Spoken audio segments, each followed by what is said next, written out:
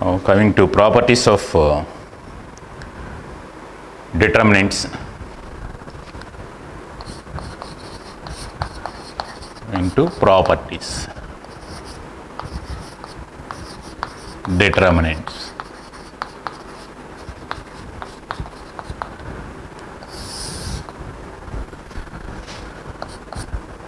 First one. Determinant of A transpose is det, where A is a square matrix.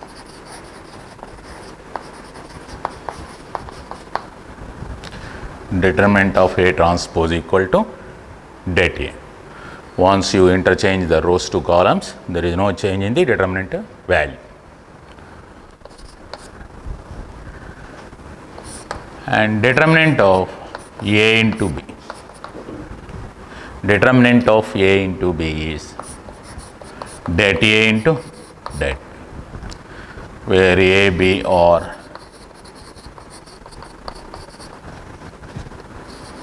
of same ordered square matrix.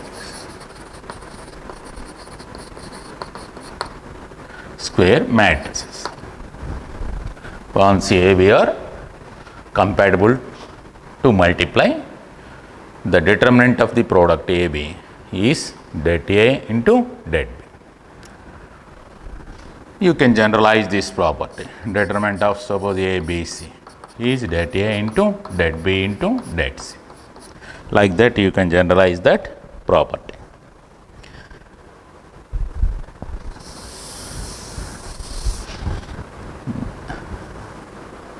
The third one is determinant of A inverse. Once A inverse of the square matrix is A inverse, then determinant of A inverse is 1 by det A. And the fourth one is determinant of adjoint of A. Adjoint matrix is the transpose of cofactor matrices. Once the elements of any matrix is replaced by their corresponding cofactors, then transpose of that cofactor matrix gives us adjoint. So determinant of adjoint A is det A whole power n minus 1, where A is n by n square matrix, n by n ordered square matrix. Order of the matrix is n. Then determinant of adjoint A is det A whole power n minus 1. And similarly, determinant of adjoint A.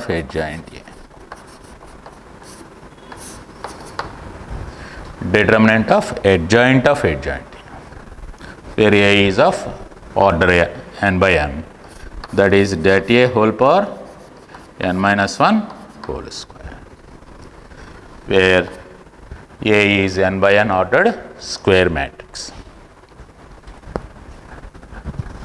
Next, sixth property. If A is skew symmetric matrix,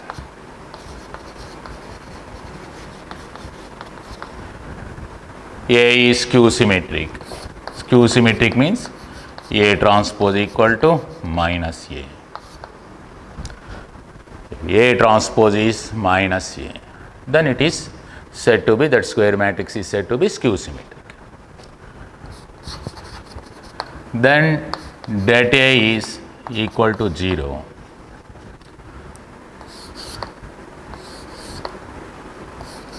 for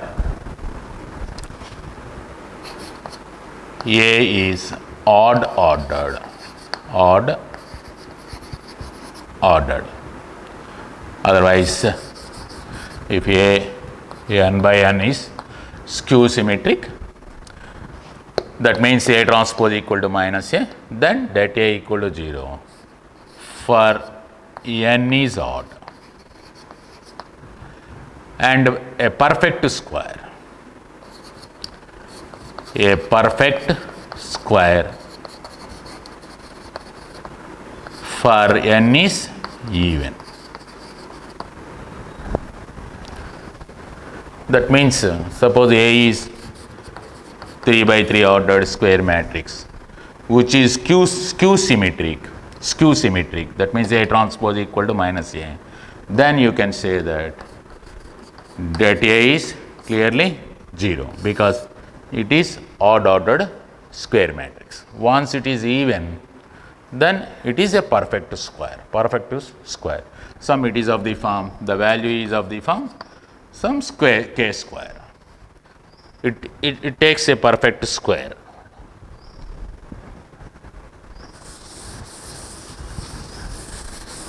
Next,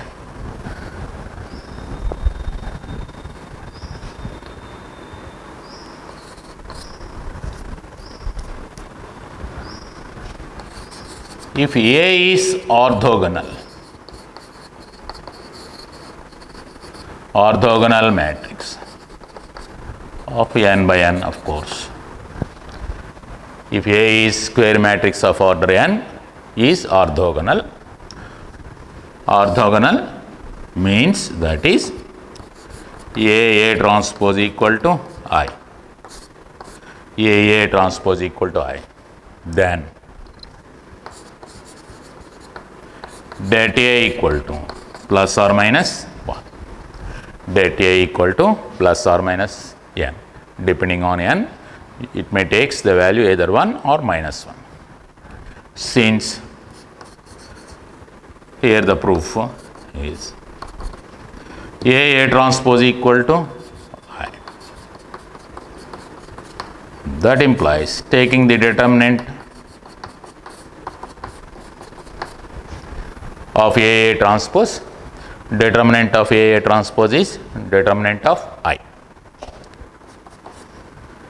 A transpose, that means det A into det A transpose is determinant of unity matrix is 1. Determinant of unity matrix is always equal to 1. Det A into determinant of A transpose. Determinant of A transpose equal to det A. So hence this is det A into det A is 1. Det A square is 1. Therefore det A takes the value plus or minus 1.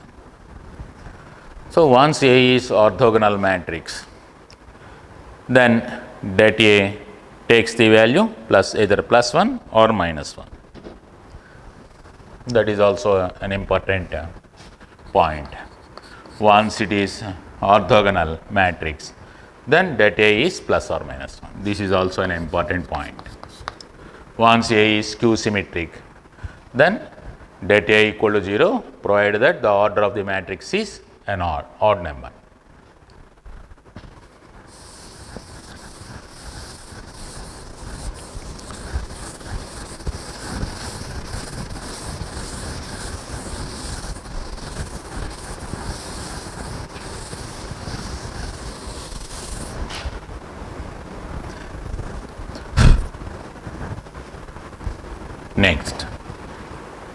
Next point. If A is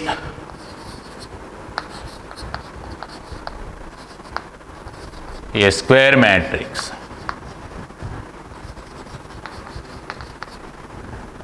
then det A is nothing but sum of the products of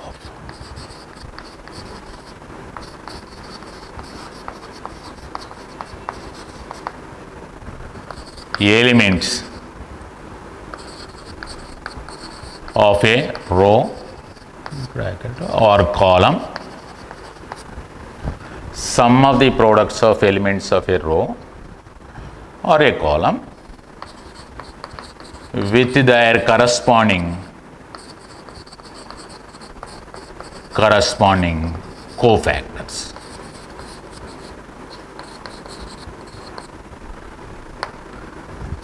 with their corresponding cofactors. Sum of the products of elements of a row with their corresponding cofactors.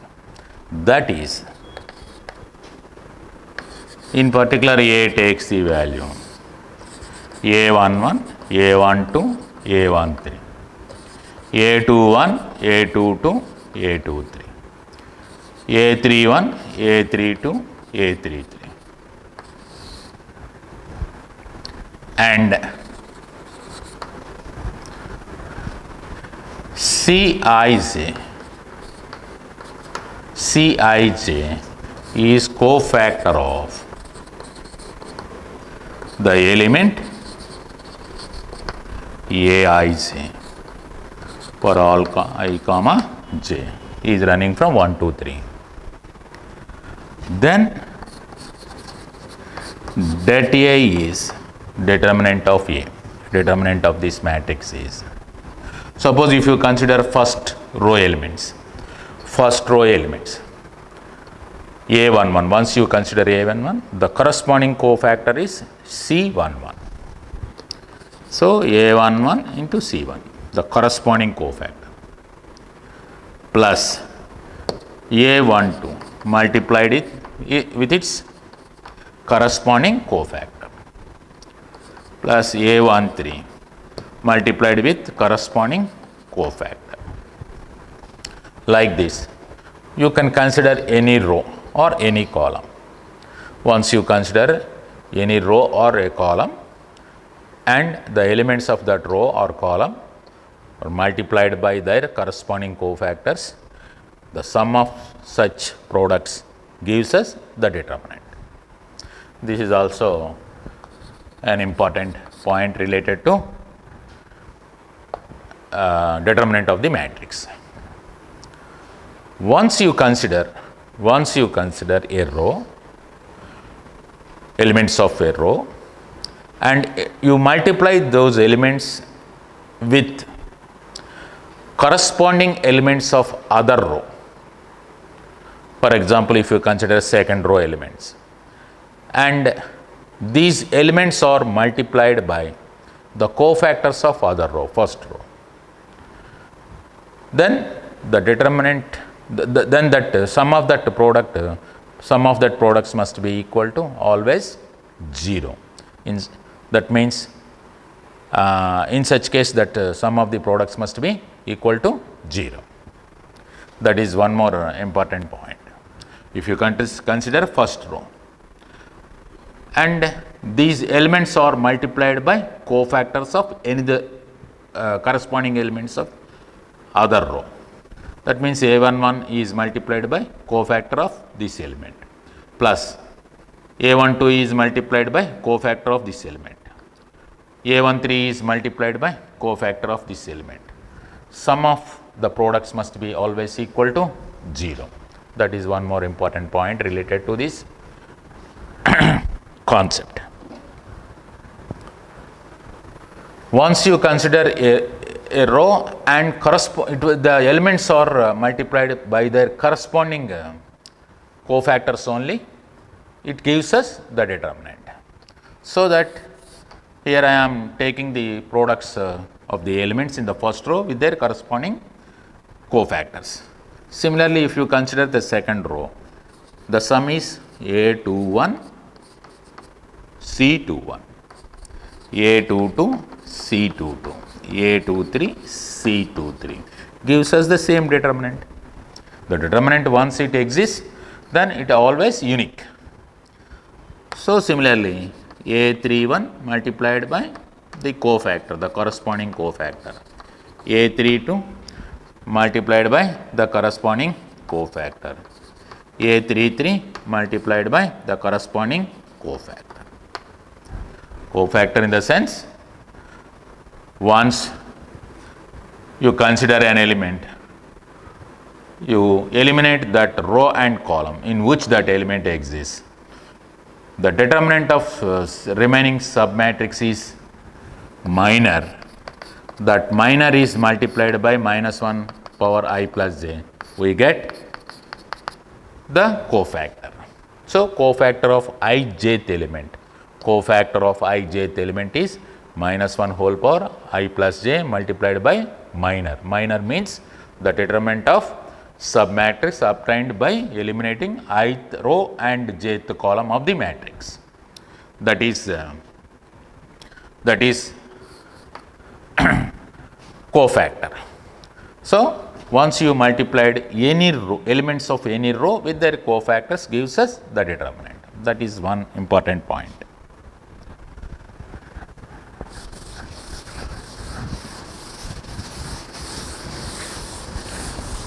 These are all the points which are helpful in dealing the determinants of the square matrix.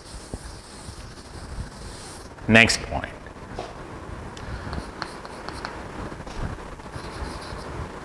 If A is A11, A12, A13, A21, A22, A23, A31, A32, A33, and cofactor matrix of A is C11, C12, C13, C21, C22, C23, C31, C32, C33. Once all the elements of this given square matrix are replaced by their corresponding cofactors, we get cofactor matrix. Then A11 into C21 plus A12 into C22, A13 into C23 is always 0. Similarly, A11 into C31, A12 into C32, A13 into C33 is also 0. That means once you consider a row or column, the elements of that row or column are multiplied by the cofactors of another row, then the sum of such products is always equal to 0. Once you multiply the elements, you multiply the elements of a row, considered row, with the corresponding cofactors. That means if you consider first row elements and that elements are multiplied by the cofactors of first row, then we get determinant that here. That is the difference between these two. You can observe that difference. That is sum of the products of the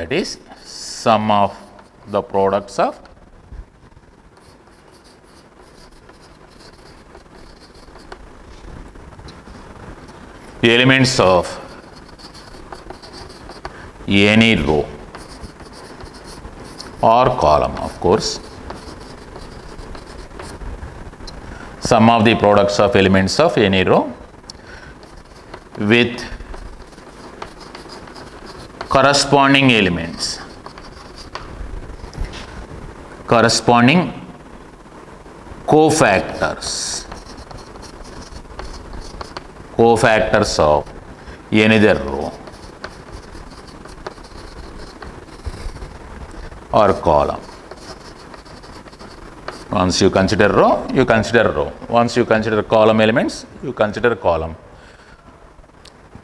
with corresponding cofactors of another row is always 0.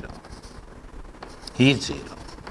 Sum of the products of elements of any row with corresponding cofactors of another row is always 0.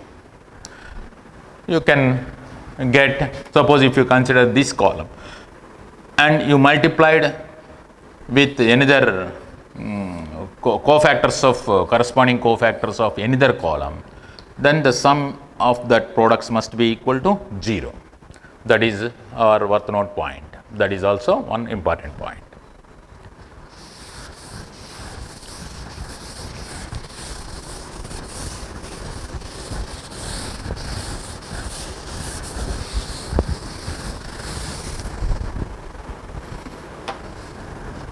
Next point.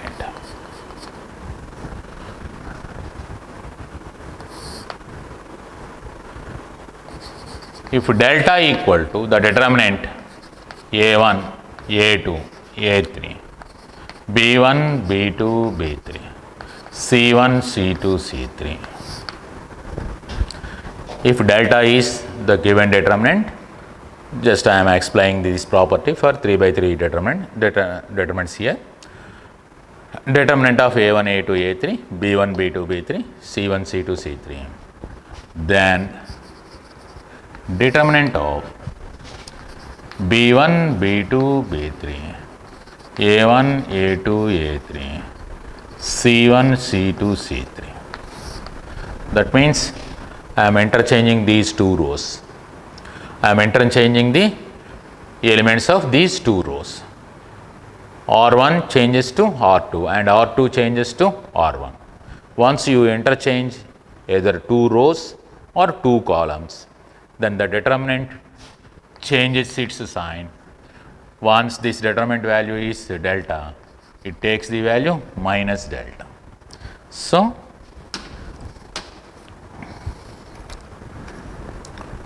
that is interchanging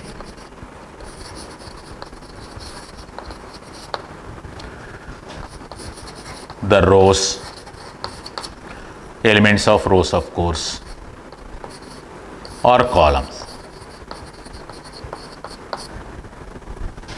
changes the sign of the determinant.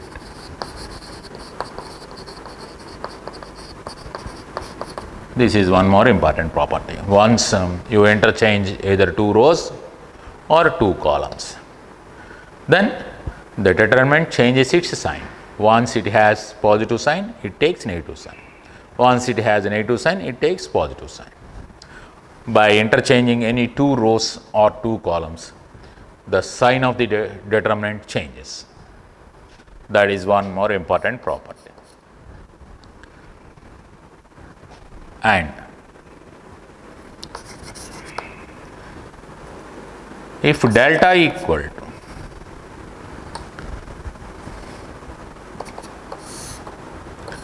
zero, zero, zero, A1, A2, A3, B1, B2, B3.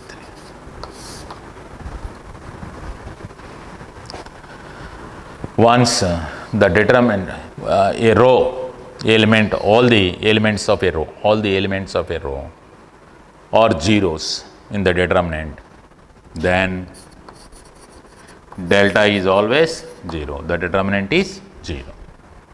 That is, if any row elements, all the elements of any row, if all the elements of a row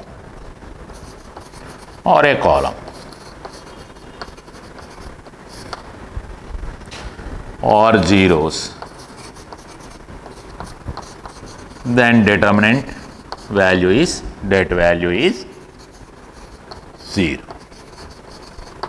Clearly, the det value becomes 0. Any row elements or any column elements are all zeros, then the determinant is 0.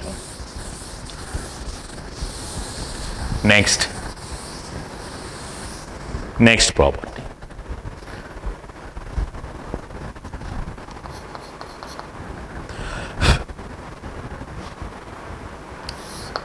Determinant of A1, A2, A3, KA1, KA2, KA3 and B1, B2, B3 is delta. Then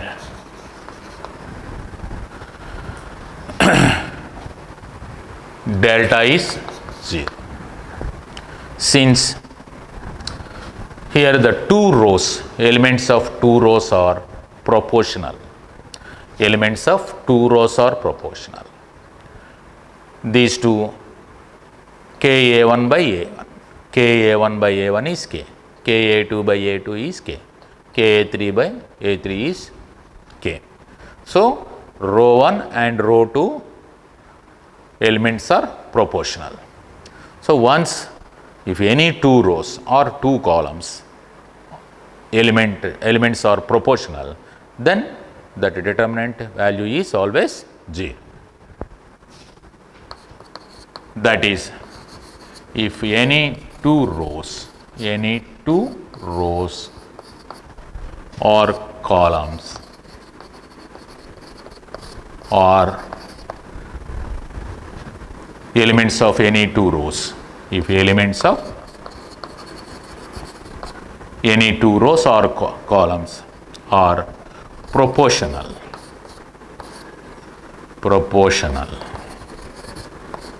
then determinant is 0. That is our property. Any two rows or two columns elements are proportional, then you can say straight away the determinant value is 0. Based on this, a particular case, if k equal to 1, in particular k equal to 1, then the two rows are equal. Once two rows or two columns are equal, then the determinant is also 0. If two rows, elements of two rows, if elements of two rows or columns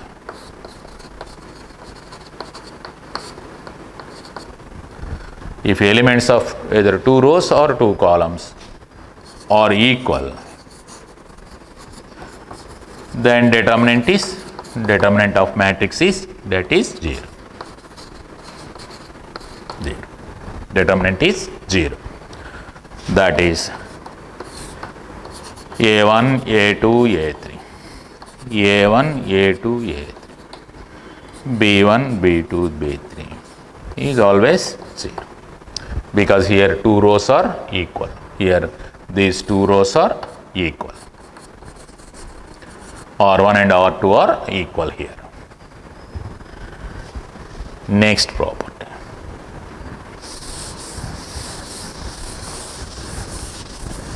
These are all the properties which are useful in evaluation of the determinants.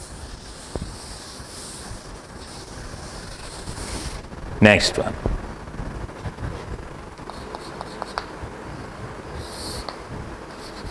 A1, A2, A3.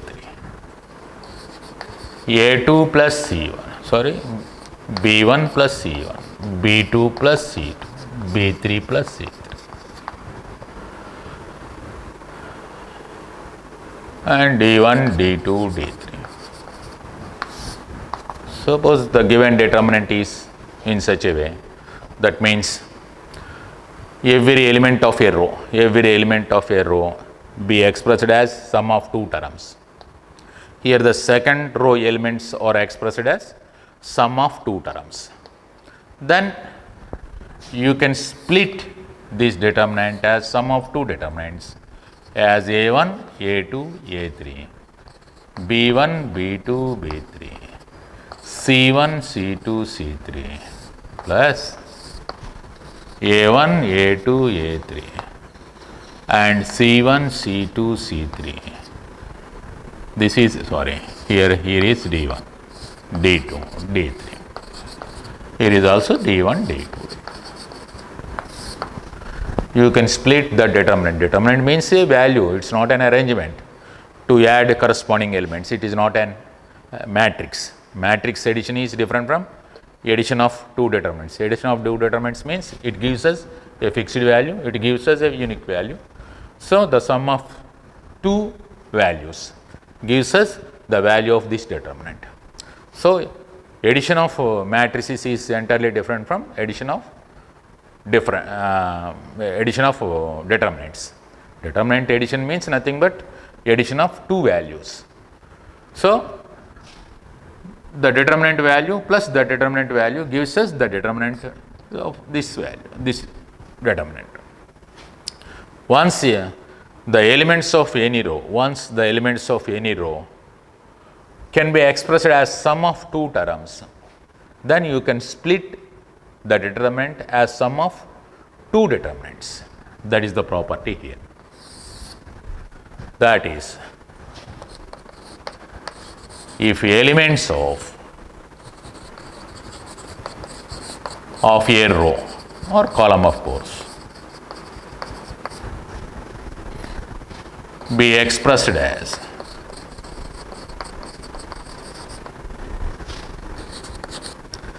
elements of row be expressed as sum of two terms.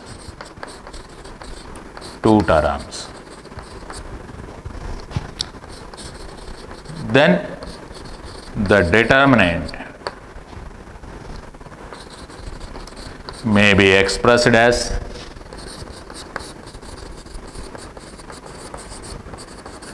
sum of two determinants.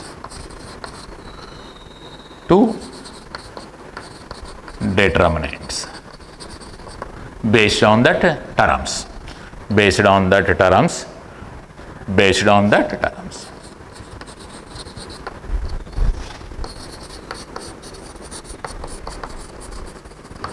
That is the property here. If any column element or any row elements be expressed as sum of two terms, then you can express the total determinant as sum of two determinants.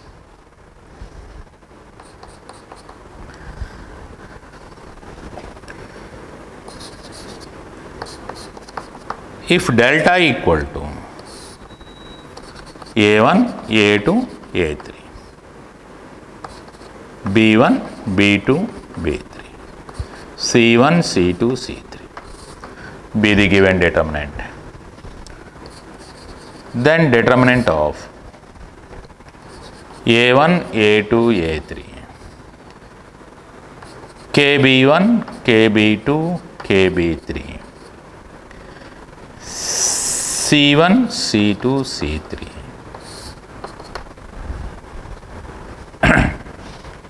Once you multiplied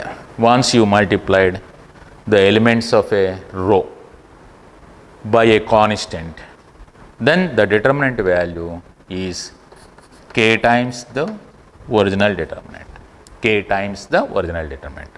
That means if a constant is common in the elements of a row or column, once a constant is common in the elements of a row or column, you can take that constant outside the determinant, and you can write the k into determinant of the remaining determinant value, k into delta value, where delta is the remaining determinant.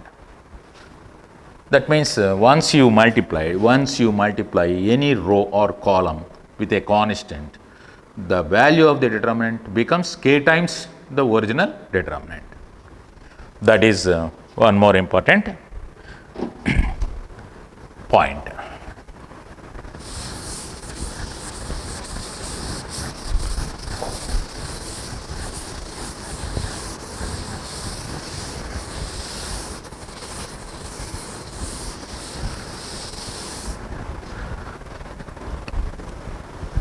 So these are all different properties related to evaluation of the determinants, and some more properties. If A is diagonal matrix whose diagonal elements are A1, A2, A3 and so on, AN. If A is diagonal matrix of n by n order whose principal diagonal elements are A1, A2, A3 and so on, AN, then det A is the determinant of such diagonal matrix is product of the elements of principal diagonal.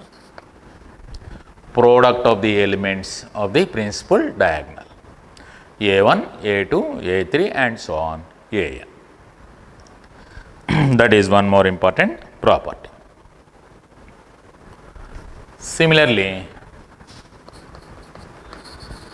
if A is a triangular matrix,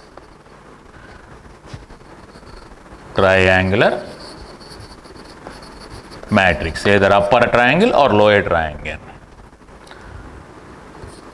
then that A equal to product of, that A is given by product of all elements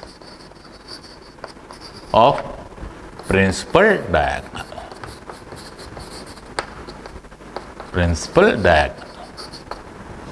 Product of elements of principal diagonal of the triangular matrix gives us its determinant. Once A is either upper triangle or lower triangle, then that A is nothing but product of all the elements of principal diagonal of the matrix.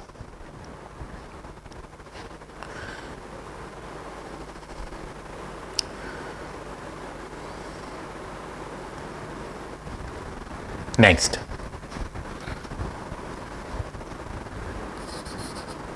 if delta R is determinant of f of R, function of R, certain function of R and certain function of R, and alpha, beta, gamma, A, B, C. Delta R stands for the determinant involved certain function of R, function of R, function of R.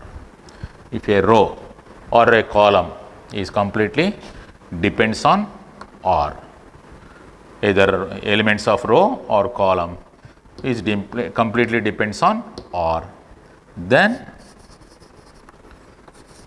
summation of the determinant delta R, sigma R equal to 1 to n, sigma R equal to 1 to n delta R is given by the summation is applicable to the elements involved R, that is sigma R equal to 1 to n f of R, sigma R equal to 1 to n g of R, sigma R equal to 1 to n h of R, and the remaining elements are independent of the summation alpha, beta, gamma, A, B, C. This is gamma. The summation over the determinants.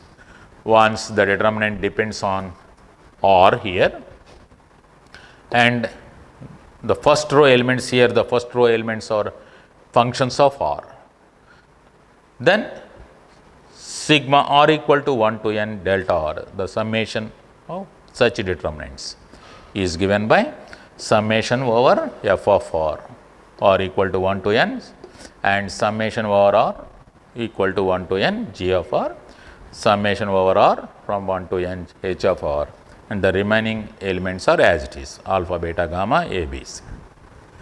Summation of determinants.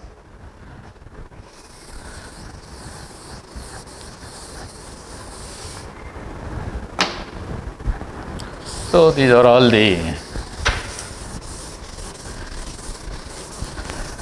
different properties of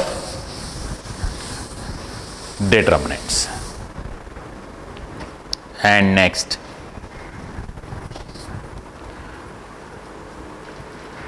property,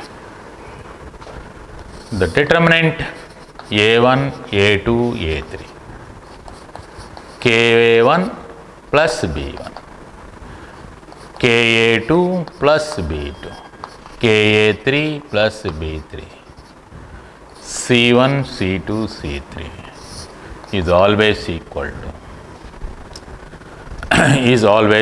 to determinant of A1, A2, A3, B1, B2, B3, C1, C2, C3. That means once you multiply the elements of a row with a constant Ka1, Ka2, Ka3 and add that values to another row elements,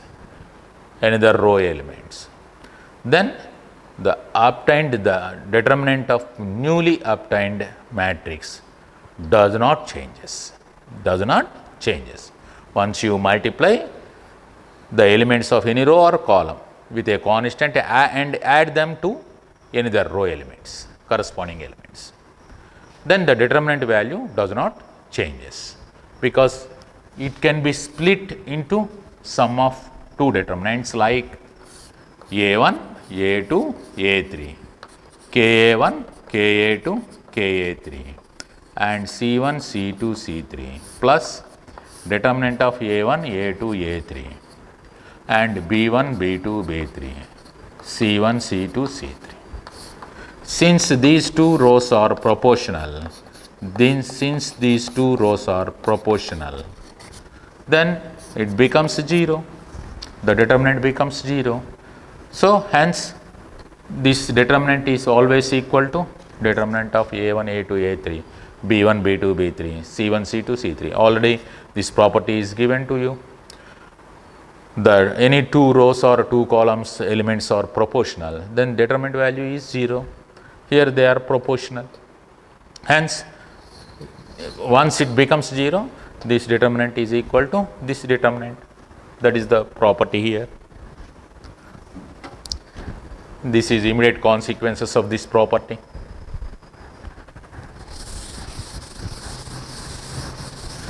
That means you can multiply the elements of a row and add to the corresponding elements of another row. There is no change in the determinant. There is no change in the determinant. That is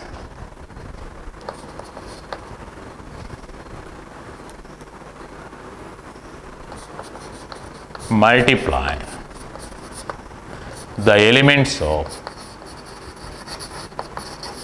a row with a constant. Multiply the elements of a row with a constant and add to corresponding elements, corresponding row or column. It can be, you can take any column or any row with a constant and add to corresponding elements of another row. Elements of another row. It does not changes the value of determinant. Once you multiply the elements of a row with a constant, row of a determinant with a constant and add to the corresponding elements of another row, it does not changes the value of the determinant. That is the property here. This is also one important property useful in dealing the determinants, evaluation of the determinants.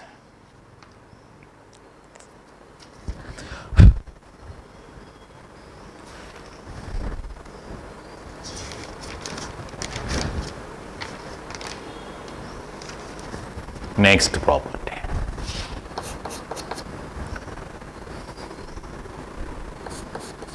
A is a square matrix. This is also important one. A is square matrix of order n by n.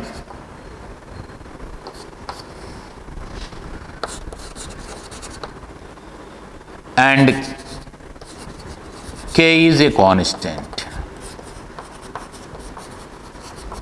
Then determinant of K into A. Once you multiply each and every element, of A, the matrix is certain with a certain constant K, then the determinant of Ka is given by K power n into det A. Determinant of Ka is given by K power n into det A. Here I am multiplying each and every element of matrix with a constant and taking that determinant of the obtained matrix. Then it is nothing but K power n into det A. That is one worth note point related to the determinants.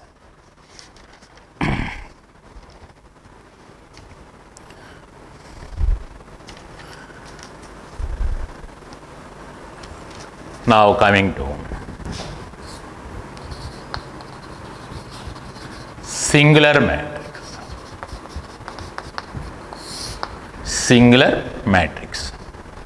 Singular matrix means if the determinant of a square matrix is 0, that A equal to 0, then the matrix is said to be singular matrix. A is n by n, be a given square matrix such that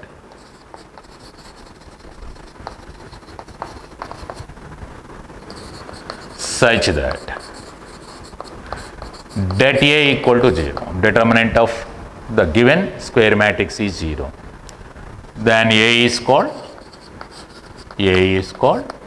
the matrix is called singular matrix. Singular matrix. The singular matrix is not invertible. It cannot have inverse. That is one more point. Here, singular matrix is not invertible. Not invertible. That is, if that A equal to 0, then A inverse does not exist. A inverse does not exist. Once that A equal to 0, once it is singular matrix, then it is not invertible. Similarly, non-singular matrix. A n by n be given square matrix such that A not equal to 0,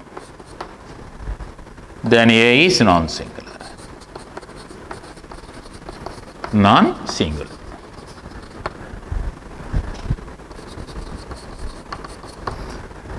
The determinant of A is not equal to 0, then the given square matrix is known as non-singular. Once it is non-singular, then A inverse exists. It is invertible. Then it is invertible.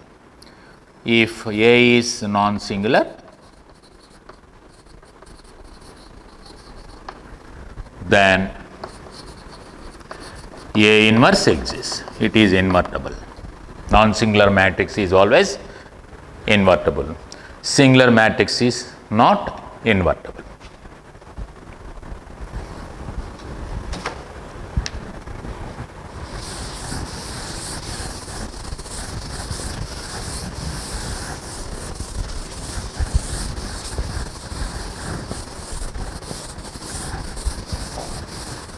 Now, based on these